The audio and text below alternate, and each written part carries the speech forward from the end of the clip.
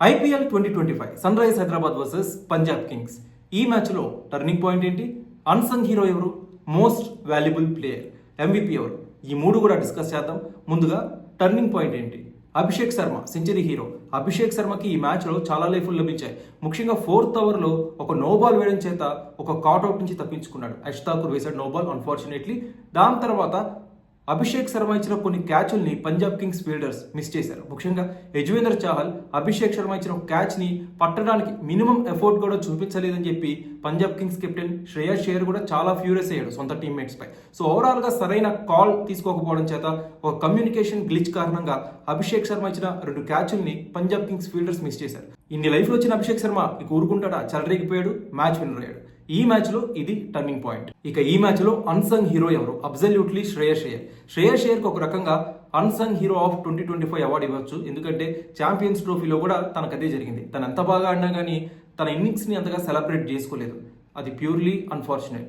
And ఇవాళ కూడా శ్రేయస్ అయ్యర్ అద్భుతంగా ఆడాడు. కానీ సోషల్ మీడియాలో చూస్తుంటే అందరూ SRH ఇన్నింగ్స్ని, అభిషేక్ శర్మ సెలబ్రేషన్స్ని ఎక్కువ వైరల్ చేస్తారు. బట్ శ్రేయస్ అయ్యర్ ఇన్నింగ్స్ గురించి ఎంత చెప్పుకున్నా కానీ తక్కువే. ఒక రకంగా పంజాబ్ కింగ్స్ 245 రన్స్ చేసిందంటే శ్రేయస్ అయ్యర్ ఇన్నింగ్స్ చాలా క్రూషియల్ ఇంపాక్ట్ చూపించింది. 4th ఓవర్ అప్పుడు వచ్చాడు, 18th ఓవర్ దాకా ఉన్నాడు. అండ్ చాలా మంది బ్యాట్స్మెన్తో క్రూషియల్ పార్ట్నర్షిప్ బిల్డ్ చేశాడు. పవర్ ప్లేలో వచ్చి లాస్ట్ డెత్ ఓవర్స్ దాకా ఉన్నాడంటే మామూలు విషయం కాదు. ఇవాళ శ్రేయస్ అయ్యర్ అద్భుతంగా ఆడాడు. సో శ్రేయస్ అయ్యర్ ఇన్నింగ్స్ని కూడా కాస్త సెలబ్రేట్ చేసుకోండి అయ్యా, శ్రేయస్ అయ్యర్ ఇన్నింగ్స్ని కూడా కాస్త వైరల్ చేయండి. ఇక ఈ మ్యాచ్లో MVP మోస్ట్ వాల్యుబుల్ ప్లేయర్ ఎవరు, బౌలర్ హర్షల్ పటేల్.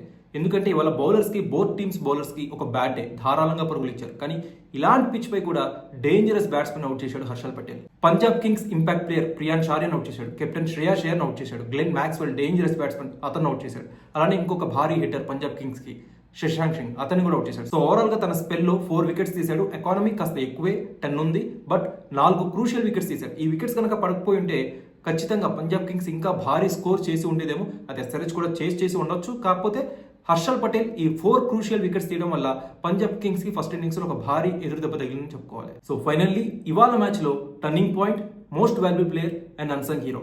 నా దృష్టిలో ఈ ముగ్గురు. మరి మీ దృష్టిలో ఎవరు? కామెంట్ సెక్షన్ లో పంచుకోండి.